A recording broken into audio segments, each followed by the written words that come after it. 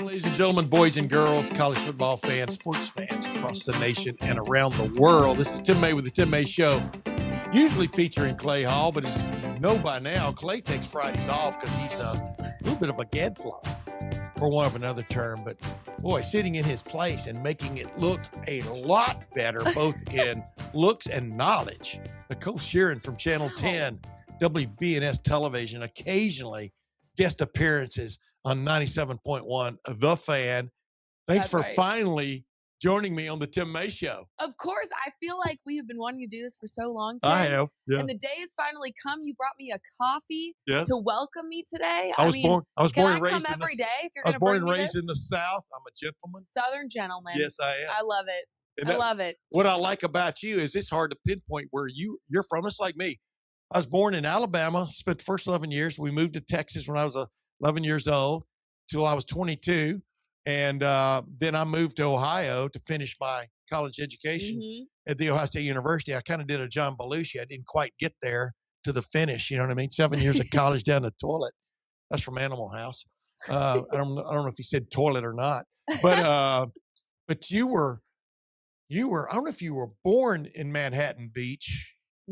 I don't even know if they allow hospitals in Manhattan Beach. I would think they're on the periphery because that takes away from the ambiance. But the aesthetic, you're Manhattan Beach, California, pick it up from there. You went to college at Georgia. Do I have that right? Yes, you look at you. You have it all right. You've got my life story. I'm a huge Alabama fan, so that's why we don't like each other. Exactly. Though, exactly. Very much so. Don't like each other. No, we are rivals. But born and raised in Manhattan Beach, California. Went to Georgia for undergrad. My mom's from Georgia. Got to get the Dogs in there.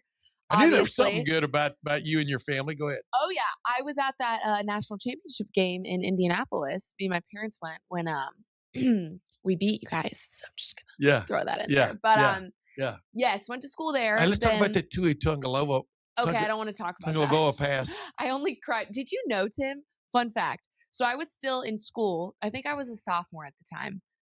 They canceled classes the next day because everyone was in mourning. It was awful. It was the worst. Wait a minute. They canceled it because it wasn't because maybe a lot of students were at the game. No, because it was a depressing day in the city of Athens, Georgia. Tua Tungaloa, freshman. Yep.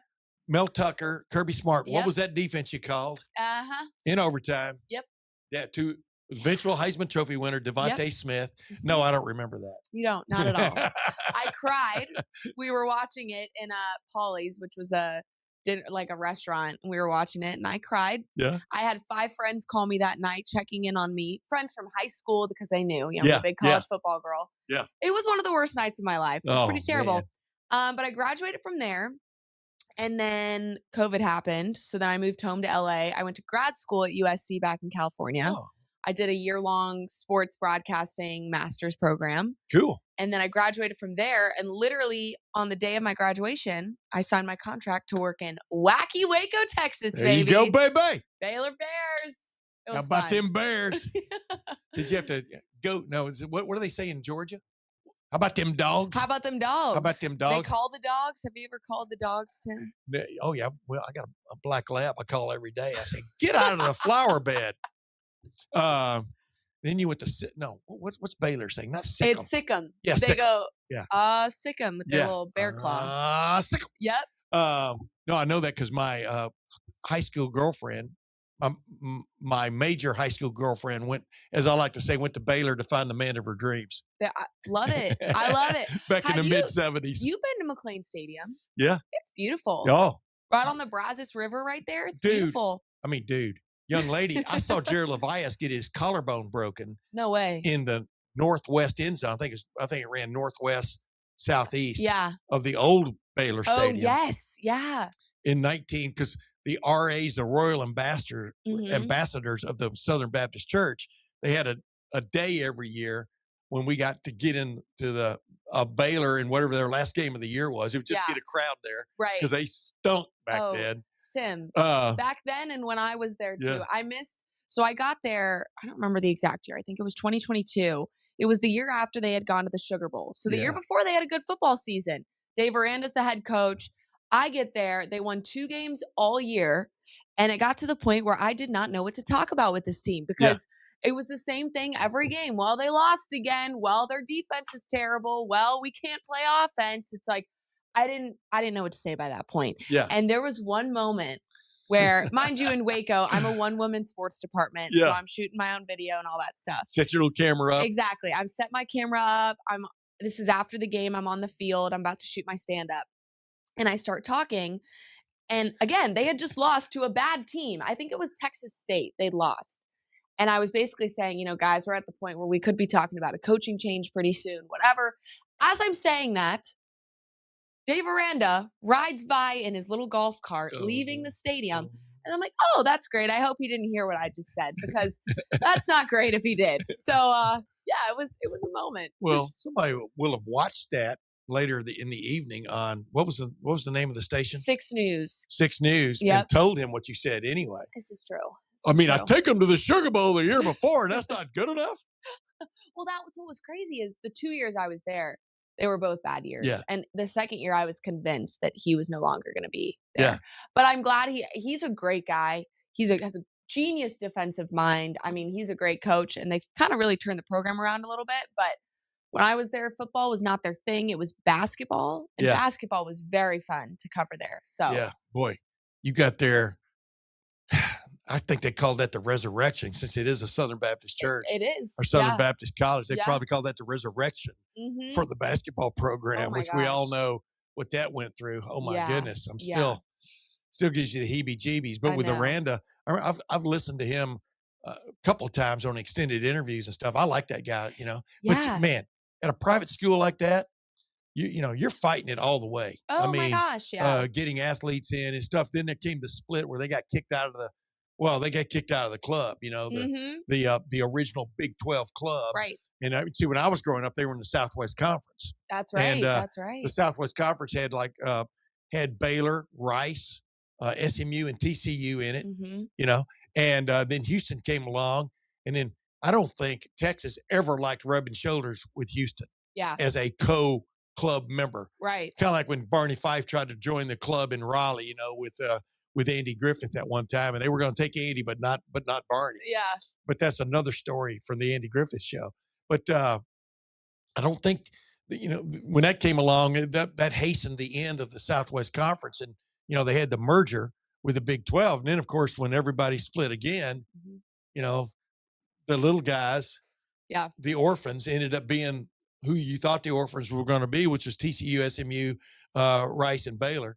And even Houston for that matter.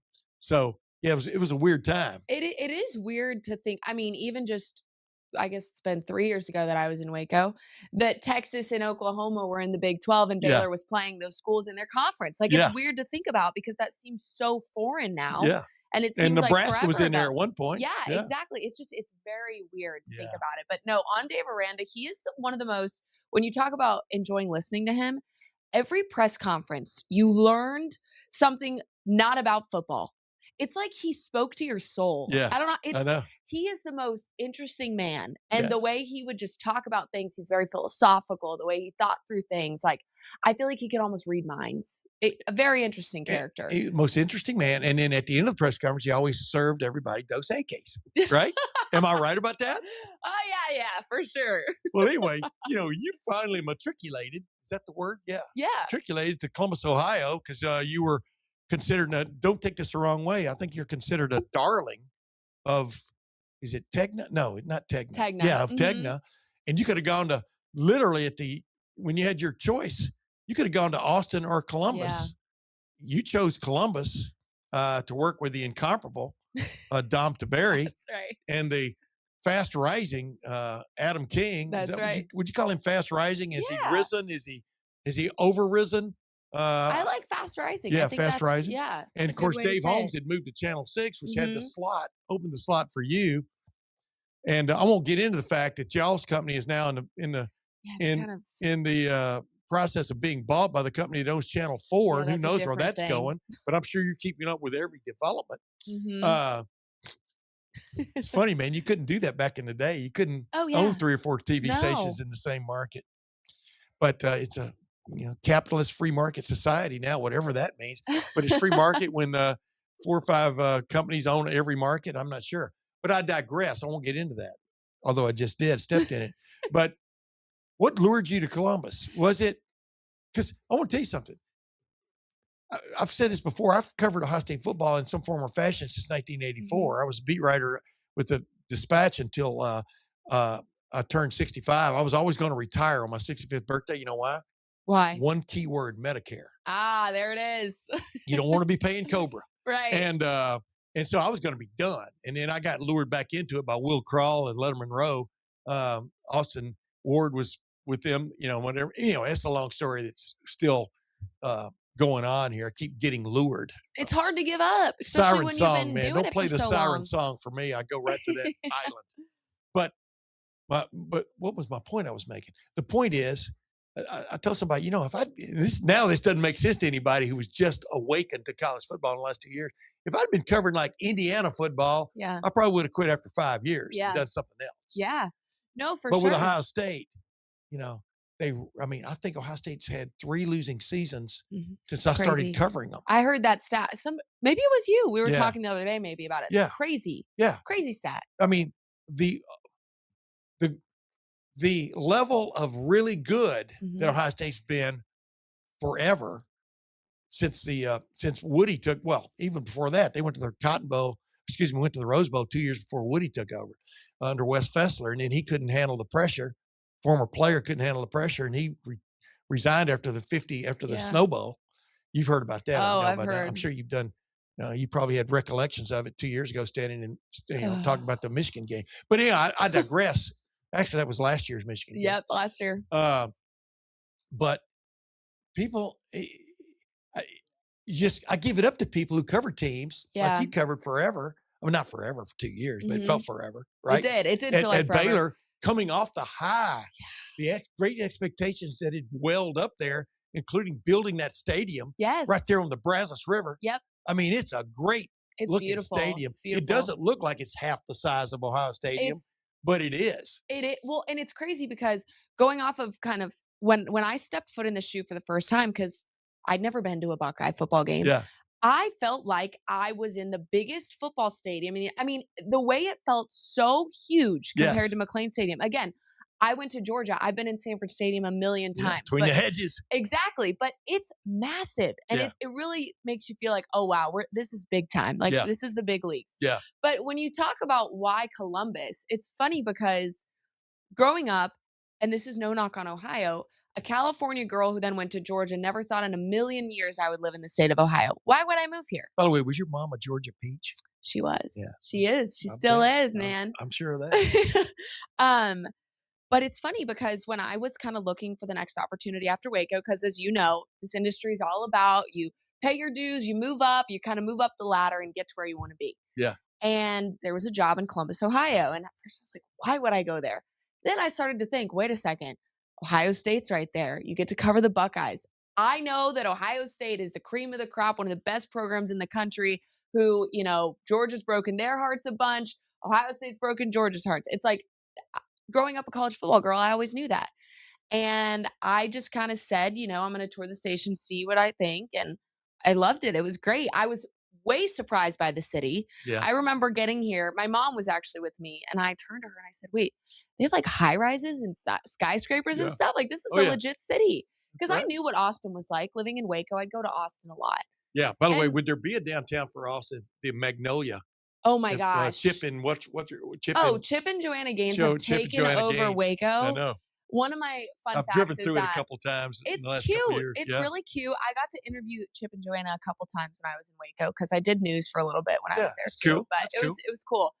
But I think for me, really the major reason why I chose Columbus was because I wanted something different. Like Austin was too similar to Waco. It's still Texas. Yes, you're covering the Longhorns, but it's too similar. You're still doing high school football in Texas. I didn't need more of that. Like I'd already done that. Yeah. Columbus, you had a totally different program. You're going in the Big Ten. You're moving to a different state. You're experiencing a different culture. I loved everything about it. And the fact that you get to cover the Buckeyes, one of the best programs in the country. And the fact you get to wear jackets on occasion. That's right. I told you. My leather jacket I was going to moment. get you. I was on the radio to Bo Bishop this morning. I said, she's the only person I know with a puffy leather jacket. That's right. That's I've got style. 2, Tim. That's high style. I was going to get my wife one for Christmas, and then I forgot about it. It was too late, but I'm still going to get her one. But go back to that. So you chose Ohio. You chose well. You actually chose Ohio State. Yeah, I did. Even though when you're that's what I always tell people about even my friends in newspapers way back when they would make fun of the TV people about how tough could their job be. I said, "Are you kidding me?" Yeah. That guy standing over there covered Pickerington North versus Pickerington Central. Yeah. And that was back before you saw that in the news the other day where they're talking about proposing because of the budget cuts in Pickerington, because of the levy not passing, they may be able to take teams to Cleveland, but not be able to bring them back. Did you see that? That's crazy. Save your opinion on that in a second. Yeah. But my point is, but even that's big time foot. But at least you were covering big time high school football in Waco. Tim, high school football I grew up in Texas. in Waco, Texas was some of the most fun Friday nights. Oh, yeah. It's like Friday. It's like the movie or the show or whatever y'all have watched, Friday Night Lights. It is exactly like that. Town shuts down. Even if this high school football team has won 0 games all year, the stands will be full. Everywhere's closed on Friday nights. It's all about that game. And it was so fun we blew out our coverage. We'd have our game of the week. We'd do a live trophy presentation after to the winning team. We'd have a player of the game. We'd do interviews with the coaches. We'd preview the matchup the week before. It almost felt like, I actually pitched this to my station and then I ended up leaving, but doing like a Hard Knocks style thing on one of the high school football teams because it was that big of a deal. I mean, we'd have multiple teams go to state every year. They played in AT&T Stadium. Oh, yeah. I remember my first year, I was really tight with one of the teams. It's called China Spring. Yeah. And my first year, they won a state title. And I got close with the players and the coaches. And the coach was like, "You're a good luck charm. You can never leave."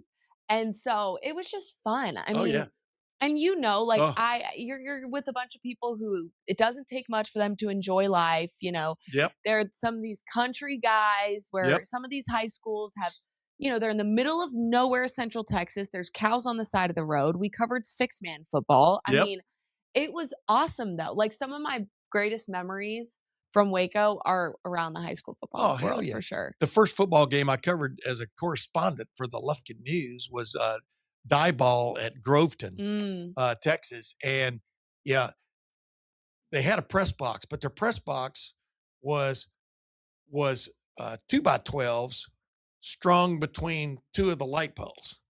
I don't know how to explain it to you, except I went up there and I went, no. I mean, it's like class 2A football. Yeah. I go, no, I'm not sitting here because you had a 2x12 you put your feet on, a 2x12 you sat on, and a 2x12 that was your back thing. And then there was the ground. You climbed up this ladder.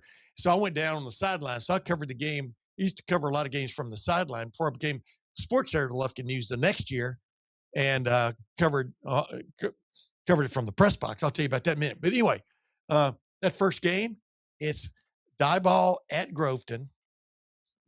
Groveton wins 35-0. During the game, Groveton had this really good running back. He ended up going to Texas A&M for a while, I think.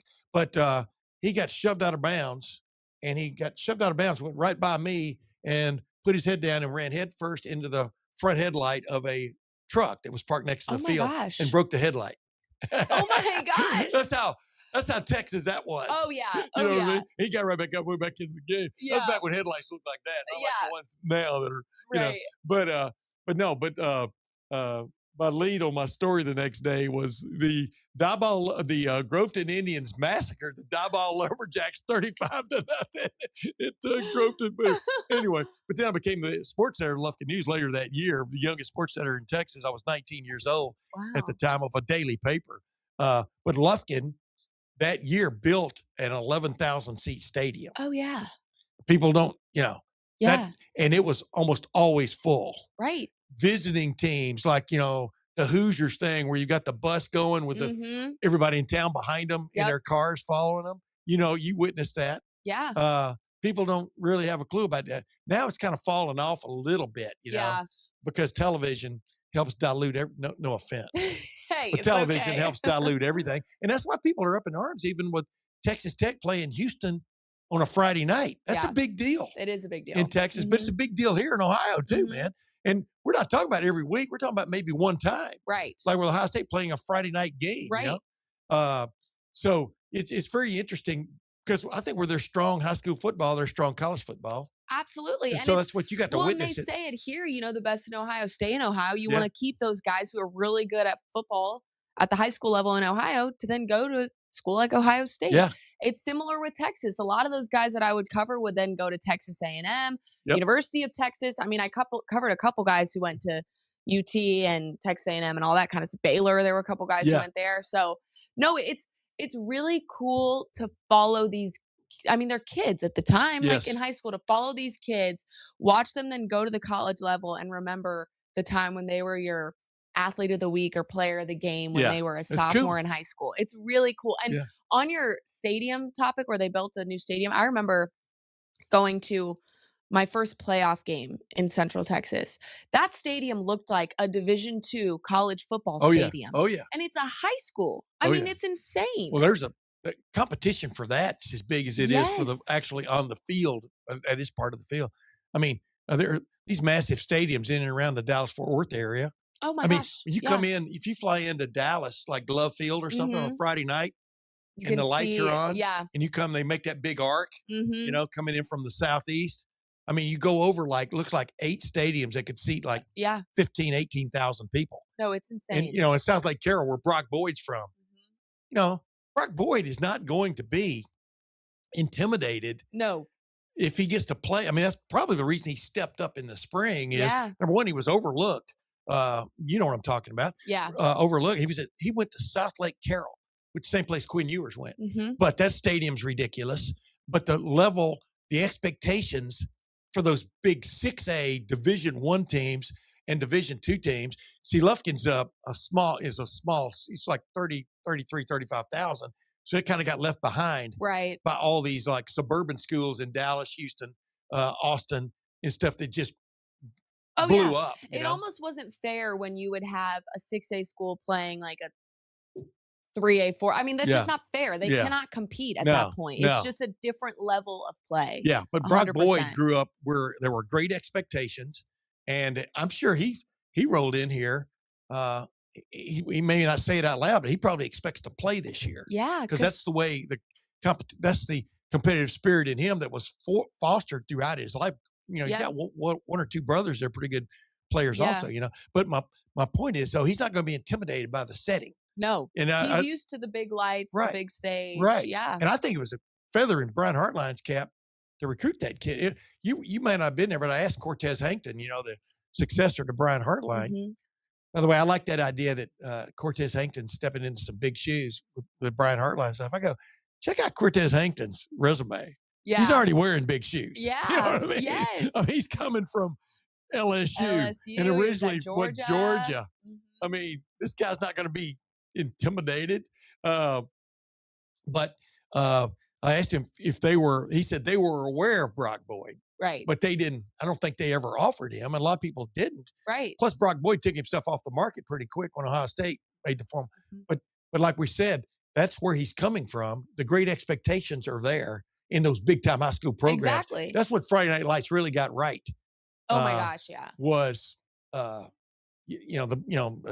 Billy Bob Thornton is the head coach. I'm talking about the movie. Yeah. You know, it's so good. The pressure I need to watch that again. The pressure comes in all directions, including when you're leaving Walmart. You know. Yes, exactly. I mean, they got that. They nailed that. Hey, coach, we're going to win this week. I hope. Yeah. That wasn't in the movie. That was just me writing a new screenplay. Yeah.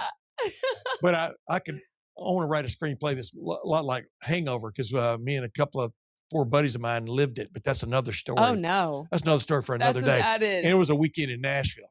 Oh boy. But I digress. But back to that. So, how long did it take you to immerse yourself? Because see, what I've been impressed by is, you know, I've been impressed by your personality. My wife says you're her favorite person on television in this market. And, you know, don't tell Dom that. He might start crying. But how long did it take you to, I mean, what do you have to do when you move into a market like this? Give people an idea of that. Are you a quick study?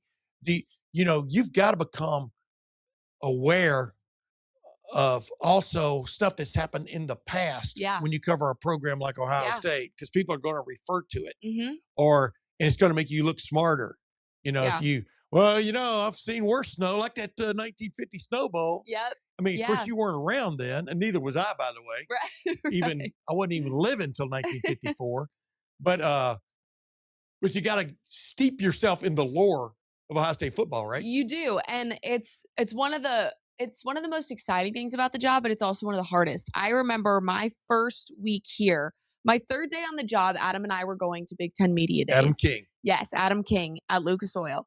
I remember I printed out the entire roster. I'm highlighting key players, and Adam's like, "What are you doing?" And I said, "Adam, you have to remember, I don't know anything about this team. I mean, yes, I love college football, and I know a lot about Ohio State, but I don't know the specifics of who these players are. How do they relate? Who's this? Who's the key guy? Who's the leader?" I was reading up like no other. I was listening to podcasts. Let's set the scene. Was Adam already in his three-piece suit? Of course. He sleeps in that thing. I'm convinced. I had printed everything out, and I kind of figured out the storyline that guys like Jack Sawyer and Emeka all came back for one more year. And so that was like the storyline. Okay, going in. I know that. Then Adam told me, all right, you're going to interview Jack Sawyer and Emeka Buka. Okay, I got to know who these guys are. So I was writing all these notes. I had my notebook, and I think Adam was a little thrown by how much preparation I was putting into this. Because when you're in this market, you don't really need to do that all the time. You kind of just are in it. You've lived it. You've covered it. But for somebody coming in, it's like I was studying for a test because I was. This was my first test on the job. And I didn't want to screw it up. So I had studied my butt off. And one of the best compliments someone ever gave me is when I got back, they said, it looked like you'd been covering this team for years. Wow. And it's like, that's what I wanted it to look like, because I didn't want it to seem like this girl just showed up 3 days ago, has no idea who the starting players are on the roster. I hope the person that said that was your boss. It was my boss at the time. So it was very nice. And I mean, I'll be honest, I still do that. I mean, when Of course you do. Yeah, when we're going to cover, whether it's a national title matchup or a playoff game or even just going on the road to Purdue, like I'm going to study up all the storylines of that game. Because again, we don't cover Purdue. Like there's got to be storylines on that side. You need to know everything, but that's one of the best parts of the job, is that we're not crunching numbers at a desk in a cubicle. We're getting to study up on college football and key storylines and fun things to talk about. So it's a huge part of the job. I had a former sports information director at Purdue admonish me one time, because when I'd write stories about Purdue, I'd always refer to first reference Purdue, and then from then on it was PU.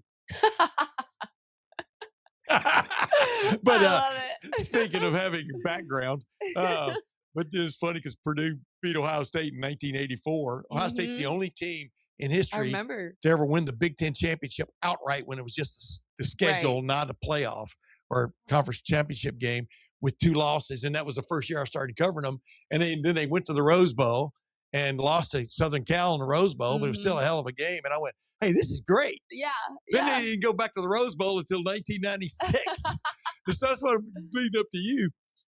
Your first year here, they win a national championship, and you're going, man. Yeah. Right? I go, man, I chose the right place, you know?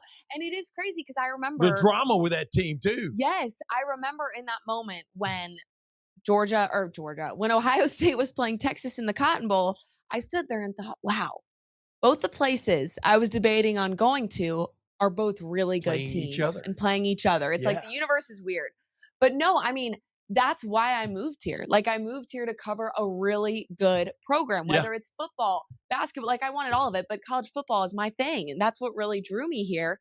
And it's funny because that high school football coach who won a state title my first year in Waco texted me when Ohio State won a national championship. And he said, all right, I'm convinced you're a lucky charm. Because it's that weird. Is true. Like it's weird. I show up and they win the biggest of them all, you know? So no, it was, I mean, I couldn't have asked for a better first year in Columbus. And I will say, like, I think looking back on my first year this past season, you take for granted what you really get to do. Like 100%. That's what I was getting to. Yeah. Like I don't think we ever have enough time to just sit back and say, wow, we get to be at a football game for our job. We get to talk about football for our job. And you not only get to do that. Not just football. No, yeah. Big time. Big time. The College biggest football. And you get to build these relationships with these amazing athletes who then go on to the NFL.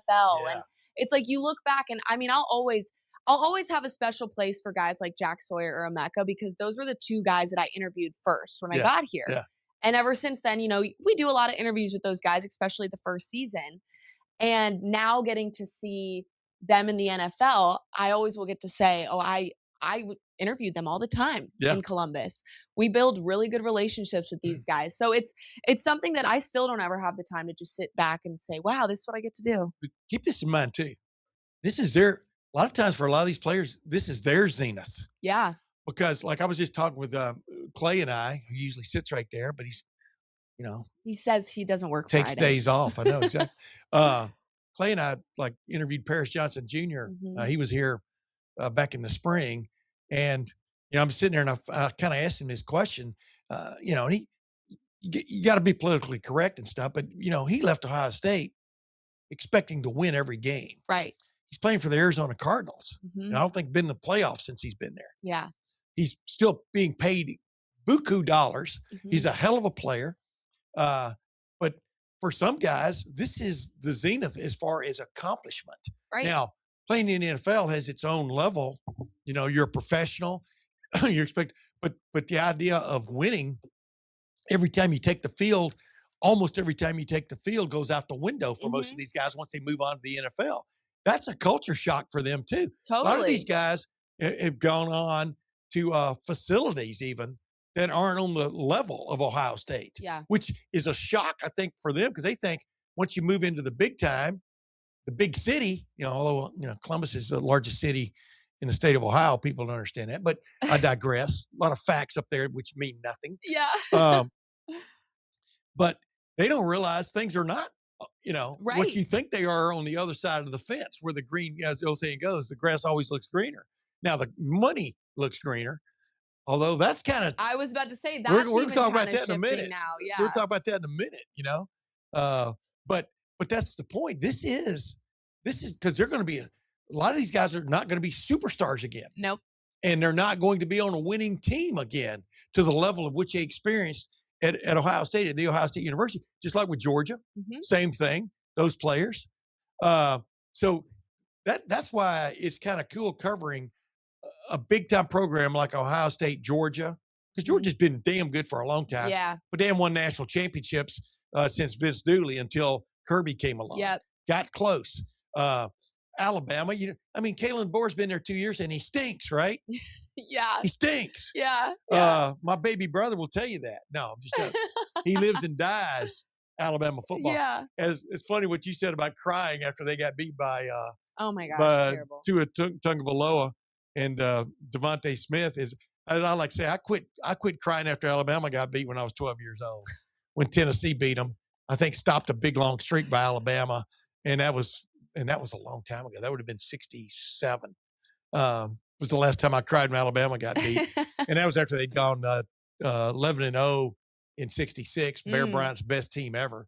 But anyway, I digress. The way you feel about it, you know what I mean? Yeah. But now you're looking at it from another angle because you saw what Ryan Day and all these guys went through after losing their fourth straight to Michigan. Well, yeah. 2 years ago, and people were calling for their heads. Well, and that's the thing. And I had the opportunity to sit down with Nina Day, Ryan Day's wife, and talk about that. And still props to her for welcoming me into her home, opening up to me about that, because it reminds you that this is more than just football. That's a power couple right there. Oh my gosh. They met in T-ball sweethearts. I know. Cutest story ever. I know. But it's one of those things where this is something that's affecting a couple, a family. Like, she told me all these things about how that loss affected that family. Yeah. And it's like, it's more than just winning a football game. It's a culture.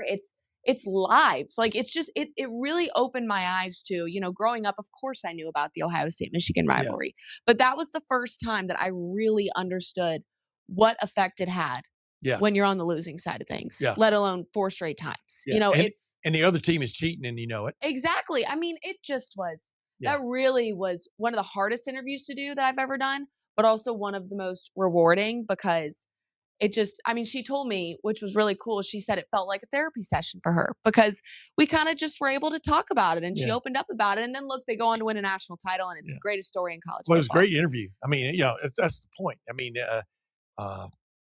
you use in this business, you use what you got. Exactly. You know what I mean? And if you can bring pardon the expression, because I don't mean it the way it's going to come out, but you can bring a woman's touch to things. It doesn't mean you can't be objective and hardened and everything else. Right. But yeah, you use what you got. But the thing about Nina is what I really like is, like you said, she and Ryan have been joined at the hip since T-ball, like you said. They're each other's best friends. And then on top of that, talk about, a rock you can lean on both ways. Yes. Right? Because Ryan, man, he proved a lot to me during all that. I mean, he was cast into being the interim head coach back at the start of 2018. And the way he didn't just go, I know I've got all the answers. Right. Kind of guy. Right. But he leaned on the guys like Kevin Wilson, all these guys that had been Rutgers head coach.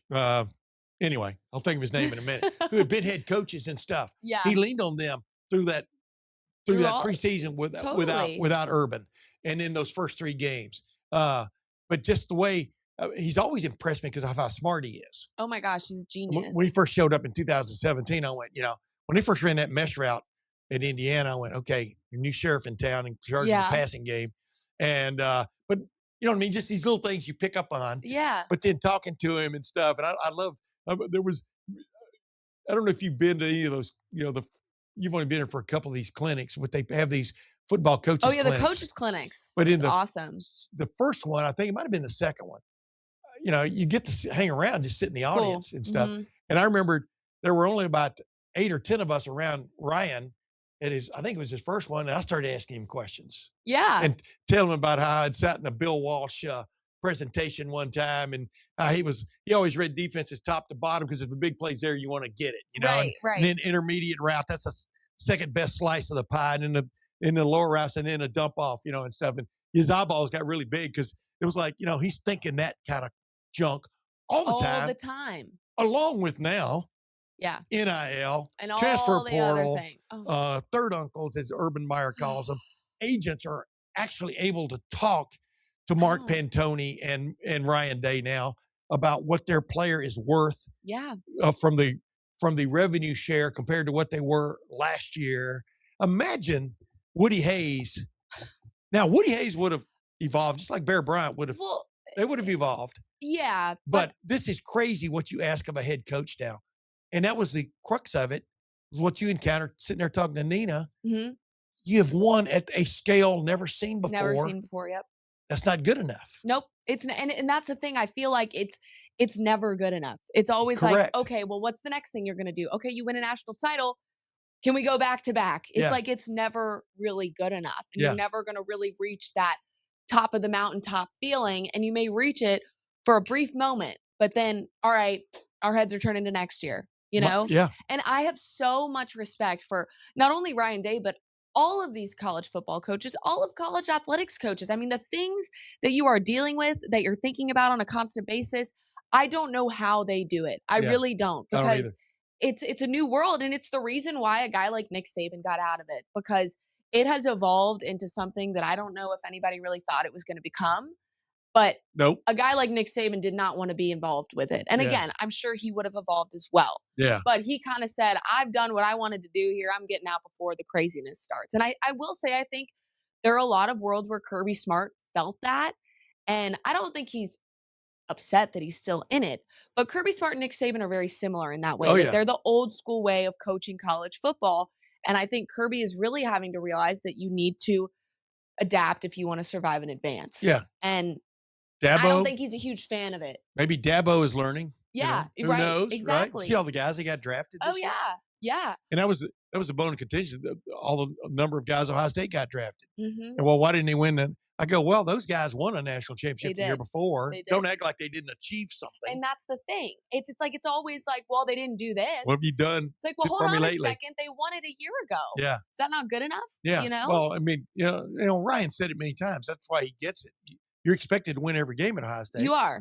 And as I reminded people before, one of the many fight songs Ohio State has, or theme songs Ohio State has, the last verse of it we'll win the game or know the reason why. Mhm. Oh, hi, oh, know the reason why. Yeah. I mean, coach, what the hell happened? Yeah, what happened? Exactly. Why didn't you call a perfect play? Yes. Why did your right guard miss a blitz? Yeah. Blah, blah, blah. Well, it's always your fault. You should have prepared him to pick up that blitz. Mm-hmm.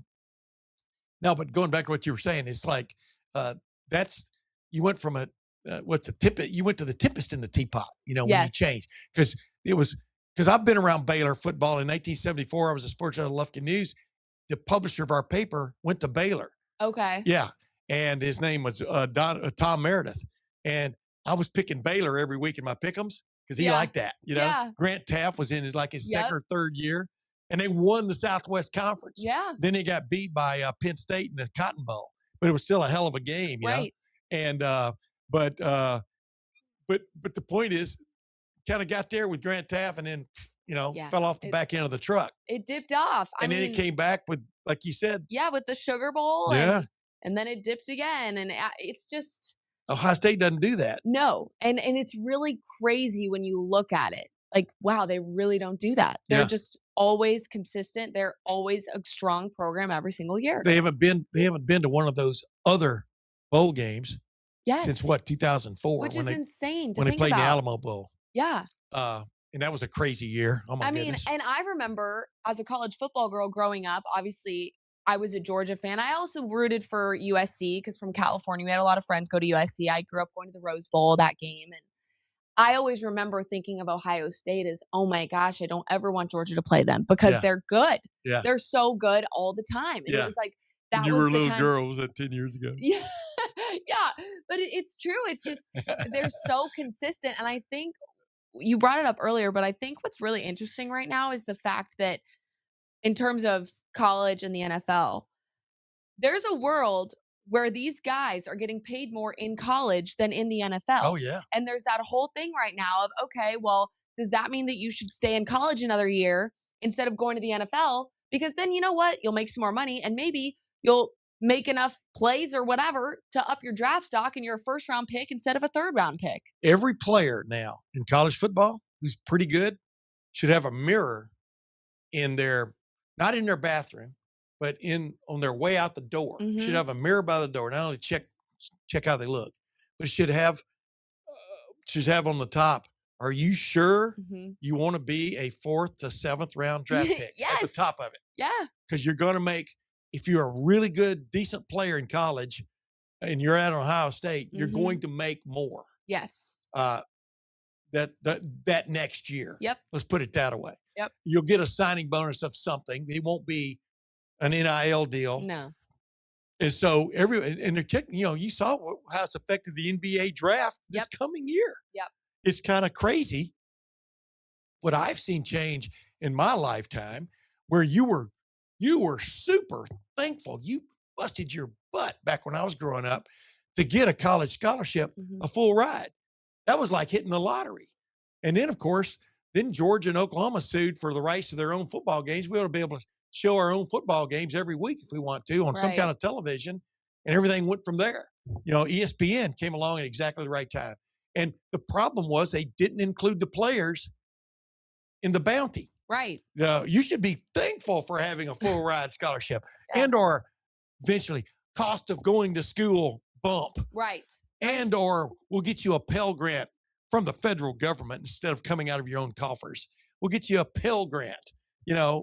What are you talking about? No, exactly. I mean, and then finally, hallelujah, because I was advocating they should have been sharing money 35, 40 years ago. No, when you saw the, but my point is, you haven't even lived that far back, but you're pretty far back when they weren't getting stuff like that. Oh yeah, I remember. Yeah. And getting a full ride scholarship was the thing, but you couldn't wait to get out to go to the NFL. Yeah. Couldn't wait to get out to go to the NBA. Now it's the opposite. It's the opposite. And it's going to keep changing that way. The interesting thing about Ryan Day, I don't know if you were there at a press conference, I think it was last year, but I asked him a question about, I hope you're keeping notes about, what you have been through since he took the job, full-time job in 2019, the changes. Oh, yeah. COVID came along, Oh. and they fought to have a football season that year. Kevin Warren, who's now part and parcel to the Chicago Bears, moving to Hammond, Indiana. But anyway, they weren't going to have a football season. Right. The Big Ten. Or if it was going to be in the spring. They fought, Justin Fields, et cetera. They all fought to have a football season. Then it came along the transfer portal and NIL at almost exactly the same time. Are you kidding me? No. Then you had to get a bridle on that. You were were you in Texas yet? When did you go to? I was there 2023? 2022. Yeah. Well, you remember the whole brouhaha about Texas A&M. Oh, yeah. And Ross Bjork was the athletic director down there. But, I grew up, 3 of my best friends went to Texas A&M. They got their act together fast when it came to, what do you mean we can wink, wink, give players NIL deals, Right. wink, wink. Right. Yes. They got their act together fast, and it stood up, to scrutiny. And we all remember the match between the A&M coach then and Nick Saban. Jimbo Fisher about Saban taking a shot at him at where he thought no recorders were going, but that's no longer the case anywhere anymore because of cell phones. And Jimbo firing back at him, but did the SEC look into that?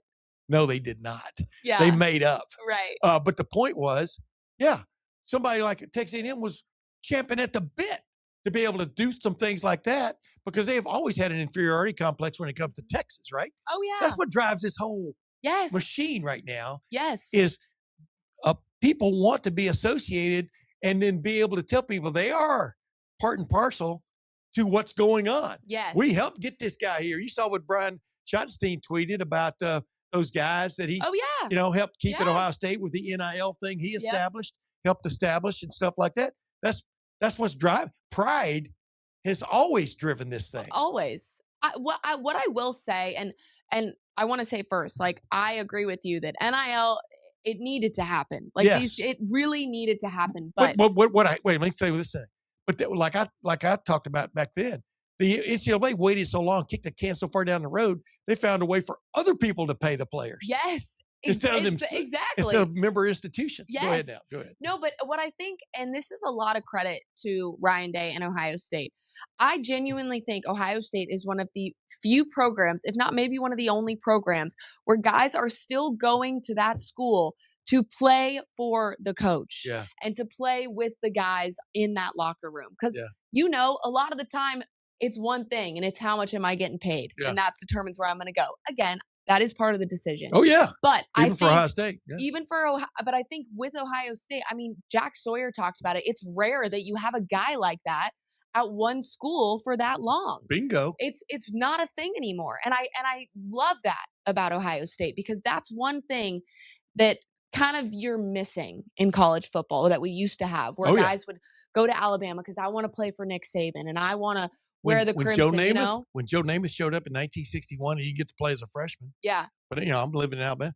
I knew that he was going to be my quarterback for 4 years, or he's going to be there for 4 years. Exactly. He was going to be my quarterback for 3 years. Yeah. Because he couldn't go anywhere else. Exactly. And you're not getting those guys where you're not building them. They're not sitting the bench for 2 years before. Right. I mean, Gunnar Stockton's a great example. Yes. That's rare. I mean, you're not getting guys like that anymore. And the old school college football fan in me loved that part of the sport, where you're getting those guys who are waiting their turn to then be the guy. I mean, I think Stetson Bennett's story is one of the best stories ever. I think it's incredible. They tried to run him off twice. Yeah.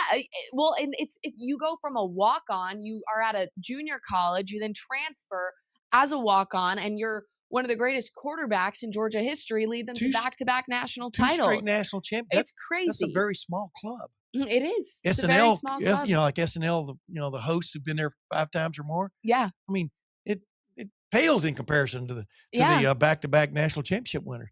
No, you're exactly right. Here's the thing. Ohio State's reinventing itself almost every year now. Mm-hmm. I mean, you went from all that JT Tuimoloau, Jack Sawyer, Emeka Egbuka comeback class to now you got 51 players who were not at Ohio State last year, half of which basically half are freshmen and half are transfer portal guys. Yeah.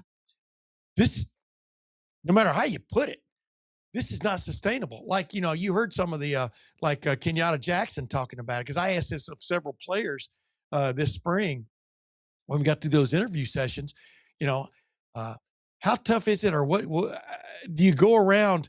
Are you always basically telling these guys what's expected Right. at Ohio State, as opposed to where you came from? You heard about the kid from Florida State, the Earl Little Jr., talking about how they didn't have competition in the weight room at Alabama when he was there. Right. I mean, that's James Smith talking about very similar things, came from Alabama. Of course, Earl Little Jr. went to Florida State, then he came to Ohio State.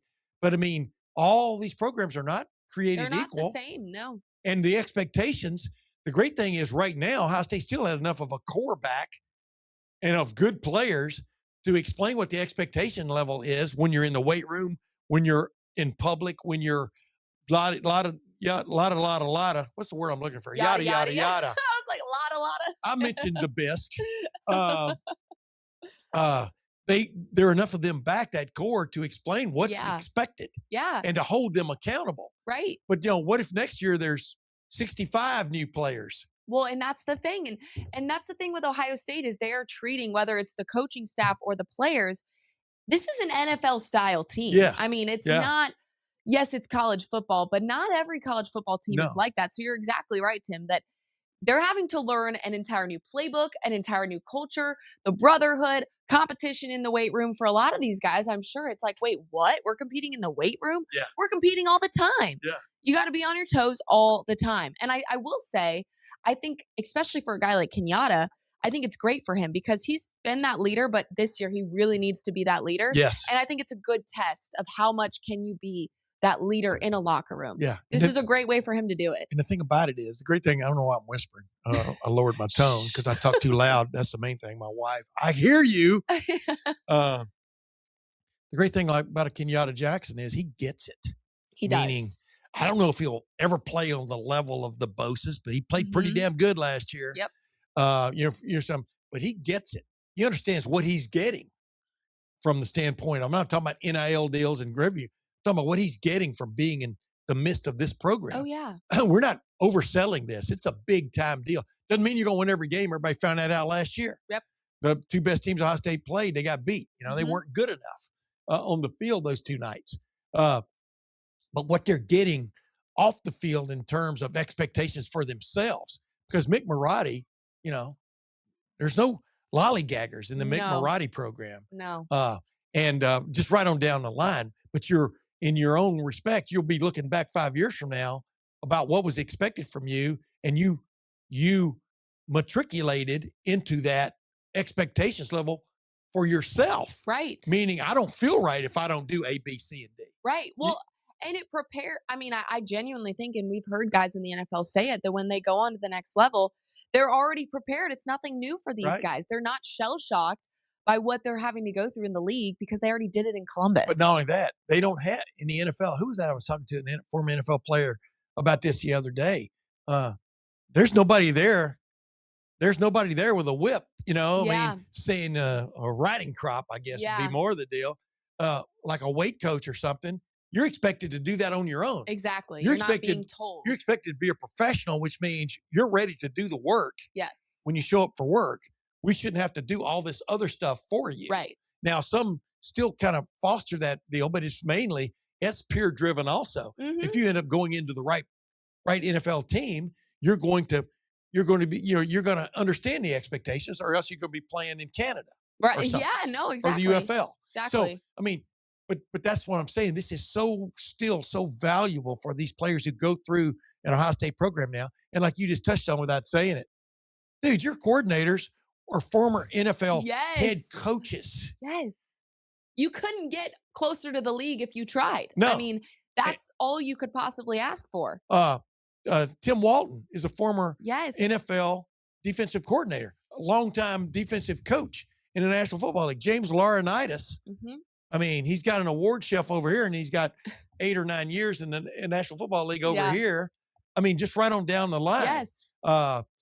That's what, if you're smart as a player, that's what you take advantage of. Well, and I even relate that to a great example is when I was in grad school at USC, my professors were all on-air talent for NFL Network, ESPN. I'm learning from the people who are literally doing the job or did the job that I want to do one The day. light came on. Same You had to be thing ready. with Yeah, this. yeah. You're learning from guys who literally coached in the league that you want to get to one Yes, day. yeah. I don't know where else you could go to get that kind of experience. That's the perfect way to get to that point. Oh, yeah. And to reach that level. So Ohio State and Ryan Day, it's the way that he has really tapped into this whole, former NFL guys coaching his college. I think it's great. I think it's exactly the right path. And you can just tell by the way that these guys talk about a guy like Matt Patricia, talk about a guy like Arthur Smith, who really just got here. Yeah. But the impact he's making is so evident. You can just tell. That's what I like. I mean, I described when Jim Knowles showed up, he had a whole new defense. Mhm. And then they sort of put it in, but then he backed off some things he didn't need. He didn't necessarily need all these tricks like he had to have at Oklahoma State. Right. Because he was working with 4 and 5 stars now. Right. And then you saw the fruition in the 2024 national championship game against Notre Dame, that 4-game run where the defense played lights out. Lights out. Yeah. Matt Patricia came in, and the analogy I used last year, he was putting sprinkles on that. Yeah. He didn't come in and go and change everything. And neither was he hired to come in and go that. Ryan Day understood what had been generated over the last 3 years. They paid a price the first year and a half of that to get things right defensively, because Ryan did make a couple of iffy hires early in his stay at Ohio State, but now is good at hiring as anybody, probably the best. But my point was, but then Matt Patricia came in and put these sprinkles on, these NFL sprinkles on NFL caliber talent, and you saw what it did last year. Oh yeah. Now you've got Arthur Smith coming in. He's kind of doing the same thing, because let's face it, Ryan Day doesn't want somebody coming in. It's like Urban Meyer said, it's the Ohio State offense, not the ABCD offense. Right. And what you're seeing Arthur Smith do the same thing, making little changes here and there in the running game, in the passing game, making the quarterback more accountable at the line of scrimmage to get them into the right play, et cetera. Not that it kind of didn't do that last year, but Julian Sayin was a first-year starter last year. So you didn't want all of that on his back. And just like with Matt Patricia looked into, like I said, getting a lot of guys, not a lot of returning starters, but he got a lot of guys who had played a lot in a national championship team. A lot of experience. Yeah. Kind of the same thing this year, although they lost all those good guys. They've got the core talent. You can see the talent bubbling up. Yeah. And some of the guys, most of the guys who transferred, there was no weeping. No. When those guys go. No. For the most part, on either side of the ball. Exactly. Because the guys who stay, I'm not going to say that Michigan thing, will be champions. That's not the point. Yeah. The guys who stay get it. They want to be a part of this. Yes. And they're not looking for the greener pasture, because they realize, even though the work is hard, this pasture is pretty damn good. Well, and what I will say, you made me think of this. There was a clip that came out of Matt Patricia and Caleb Downs at the NFL draft. Yeah. And this just, I think, shows everything about Matt Patricia's coaching style. When Caleb was drafted by the Cowboys, Matt Patricia was hugging him and said, all right, like, you already know how to play in this league. We've been looking at Philly tape or whatever. It's like they study NFL tape in college. So he literally made that comment as in, like, you already know what an offense looks like of a lot of these league teams that you're about to face now. Yeah. So you're prepared, dude. And that was really cool to me, because it just shows you that that's how they think. Yeah. They're using not only the tape of the team they're going to face, whether it's a Michigan or whoever in college, but they're using tape from guys in the NFL. Yep. And because that's what you aspire to be. And I just thought that was really cool and so Matt Patricia-esque, because that's how he coaches. Yeah, that's the thing. I mean, and like you talk to the players, and they said one of the big differences about Matt Patricia compared to like Jim Knowles is he teaches concepts. Yes. Not meaning, but by that meaning, Kenyatta Jackson kind of knows what the Mike linebacker's doing on a particular deal. He knows how he fits in to this certain, for one of the term, concept. Yeah. As opposed to, you do this particular thing on this play. Right. And my genius defensive call will take care of the rest. He's a player's coach. He coaches to his players' strengths. Yeah. For sure. Isn't that amazing? Because I said this, I'll let you go. We've gone too long here. I wanted to touch on other subjects, but we'll do that some other time. The old Oh, it's like I said when I sent you last night. What did you want to talk about? I said I want to talk about the 24-76. Yeah. 24 teams in a college football playoff. Are you kidding me? Are you kidding? I know. And 76. I don't have a problem with that. Yeah. I really don't. Yeah. You're adding 8 teams. Yeah. There's already exactly. 68. So right. What does 8 more really 8 do? more play-in games. Yep. Big freaking deal that you don't get to fill out your bracket till Thursday morning. Exactly. I don't feel sorry for you at all.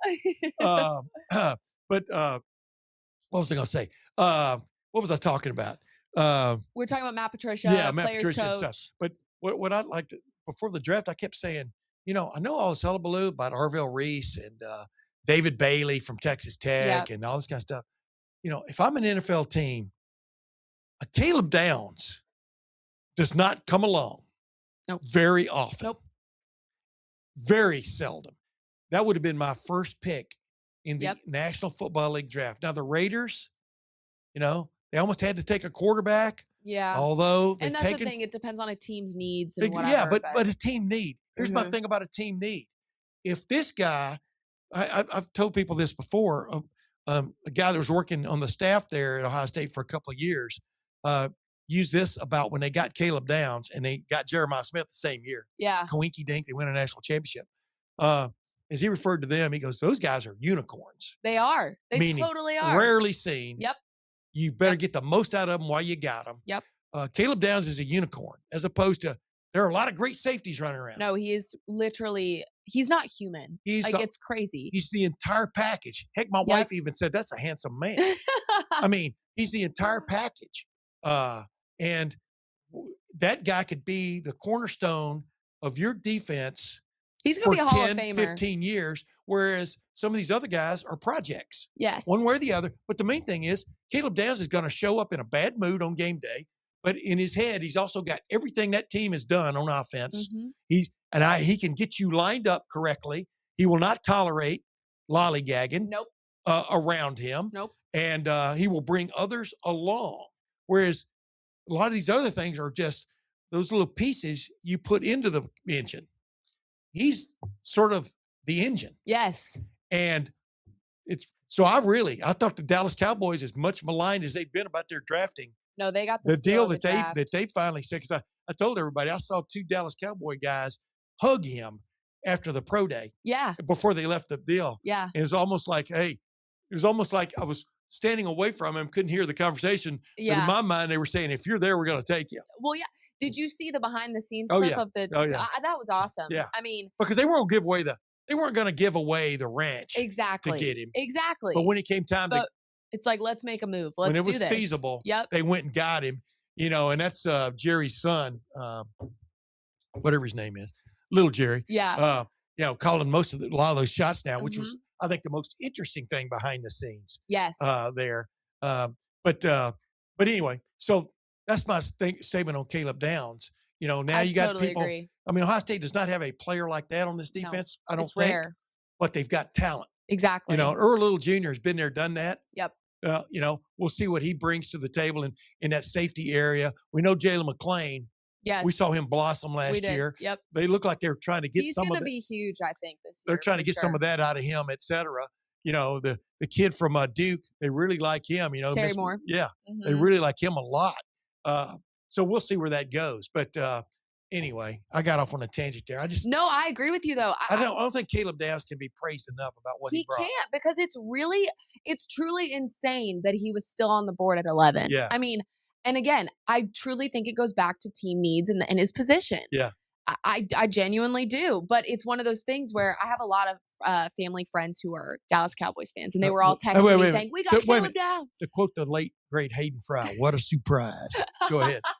They were all like, "Oh my God, we got Caleb Downs!" Like they were all pumped, and it really is a perfect fit for him. I think, and it's cool to see. I mean, again, wherever these guys get drafted, especially if you're in the top 10, you're going to be happy wherever you're going, even if it wasn't the team you wanted to maybe go to. At least for a year. Yeah. Exactly. But you could tell Caleb was pumped about Dallas. Oh, yeah. They were ecstatic about him. I really think it's a perfect fit. Like out of all the Buckeyes, I think that fit is the perfect one. Yeah. And here's the thing. The teams ahead who didn't take him, well, that's why they're drafting where they're drafting. Exactly. In my opinion. See, there's a draft for need. But everybody needs a Caleb Downs. Exactly. And And you have to eventually, weigh. yeah, barring injury, eventually that would be obvious to everybody, in my opinion. Yeah.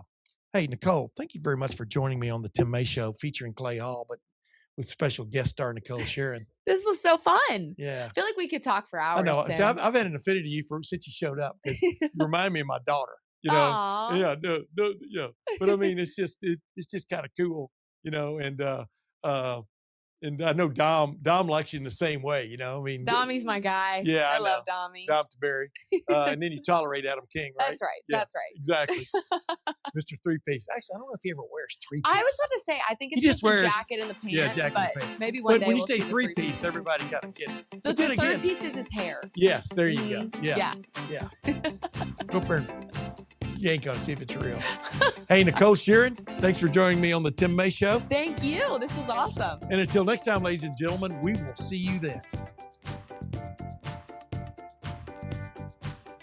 Cut.